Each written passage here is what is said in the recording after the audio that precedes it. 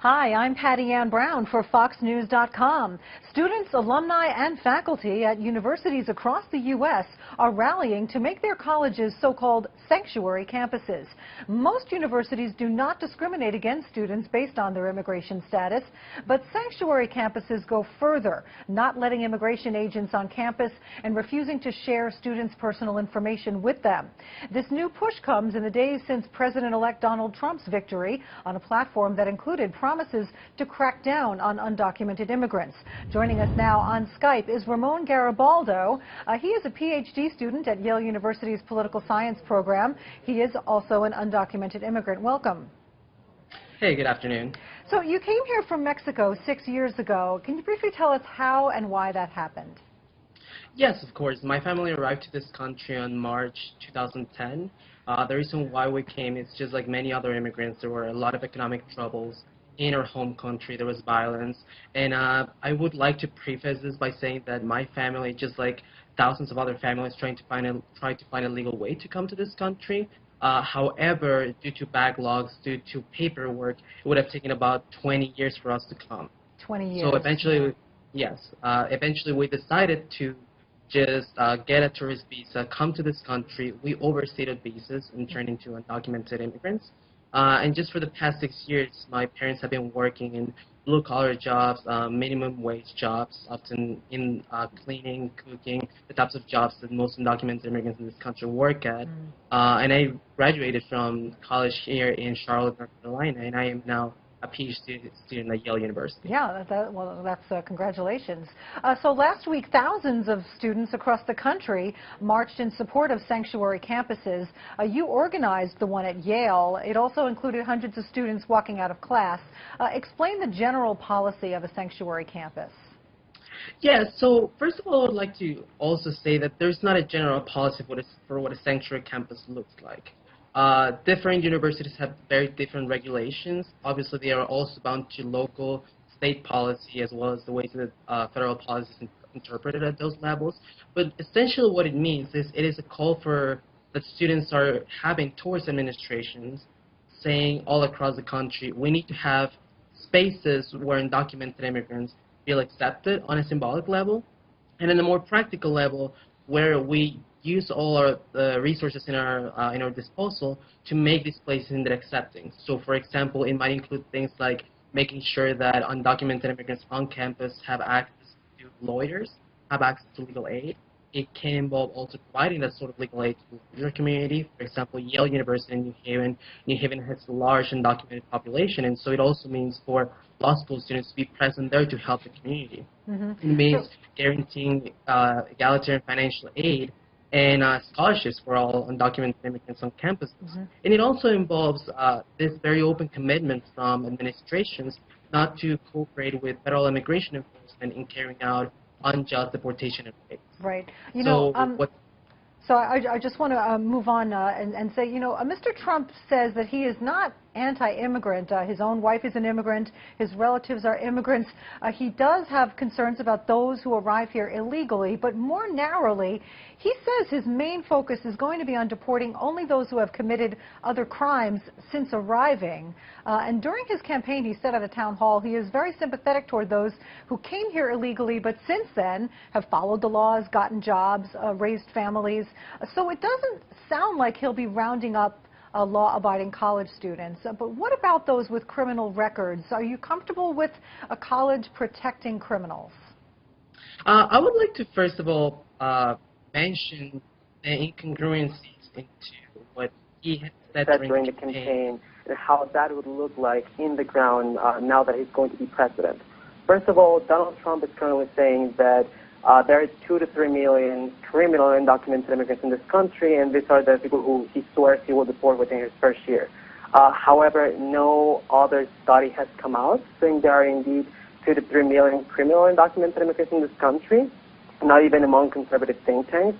So I think that, first of all, we should question those numbers and really what they mean for immigration enforcement on the ground.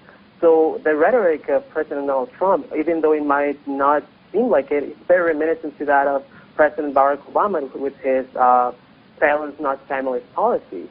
But what ended up happening is when you entrust immigration officials at the local and federal level with what is basically blank checks to carry out raids in deportations, to arrest people. What ends up happening is families are separated, individuals maybe without criminal records, with one misdemeanor, end up getting deported. Due process is being denied, which is a violation of constitutional rights, even for non-citizens. So I think we have to be very specific about how we talk about immigration enforcement. I think that the experiences we had under the Obama administration and even during the Bush administration is there is a huge gap between rhetoric and reality. And to go back to Donald Trump's rhetoric, it was the rhetoric of fear, it was the rhetoric of xenophobia, and it was the rhetoric that seems to have caused now what is a spike in hate crimes and just a climate of animosity towards undocumented communities, which cover not only undocumented immigrants but also children in mixed status families, which cover our community members. And so I believe that the reason why it's important to have sanctuary campuses, just as it is important to have sanctuary cities, is to have safe spaces. To have spaces not safe simply in a symbolic sense, but in a more practical sense, where undocumented immigrants, just like myself, can find resources in order to face what will look like this incredibly hostile and unjust immigration policy. So just to recapitulate, it's not a simple as a division between criminals and non-criminals. It is about who gets to define what's a criminal. And right now, Donald Trump, given his own facts, seems to be playing very loosely with this notion of who is a criminal. Well, yeah, there is some discrepancy between the numbers of how many criminal illegal aliens there are. He got that number from ICE, the Immigration and Customs Enforcement.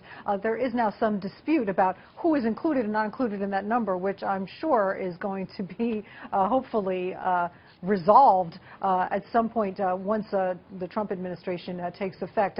One of the other things Mr. Trump is talking about is eliminating DACA, the Deferred Action for Childhood Arrivals program that was put in place by President Obama by executive order in 2012. It gives exemption from deportation to children who arrived in the U.S. before they turned 16. Obviously, innocents, they were children. But the argument against DACA is that it encourages parents to come here illegally and that that's not fair to those who take the longer, harder legal path. You've already addressed this somewhat at the beginning, saying, look, the legal path is 20 years. But how do you respond to that argument about DACA? Well, first of all, I would say that the argument for DACA, there should be no argument right now, given that the Supreme Court declared it unconstitutional. So the argument right now is about DACA. It's about Deferred Action for Childhood Arrival. And I think that the reason why President Obama extended DACA in the first place is because the beneficiaries of this program were mostly individuals who were brought as kids, individuals who were too young to even realize they were breaking a law, who were brought here, who grew up in the United States and that are citizens of this country in everything but legal status. So that is my argument. I think and it's an argument that I would also extend not only to those DACA beneficiaries, but also to undocumented immigrants in general. We have to acknowledge that undocumented immigrants are part of this country. The average time that an undocumented immigrant has been in this country is about 15 years. So in 15 years, you plant roots in the community, you start working, you are no longer an outsider. But yet the policies that we have right now, which don't seem to change, in fact, will probably get worse under a president like Donald Trump, are not embracing that reality. Instead, I think they are distorting it. And I think that's the pushback that we're seeing right now at the local level, where students, where mayors, such as the mayor of New York and the mayor of Los Angeles, are saying, listen, these are people in our community. We cannot suddenly pretend like they just got here and suddenly they are destroying our country, because that's not what the facts say, and that's not what they've said for about 20 years. All right, Ramon, thank you so much for joining us. Thank you very much. And stick with us at foxnews.com for the latest on this and other news. I'm Patty Ann Brown. Thanks for watching.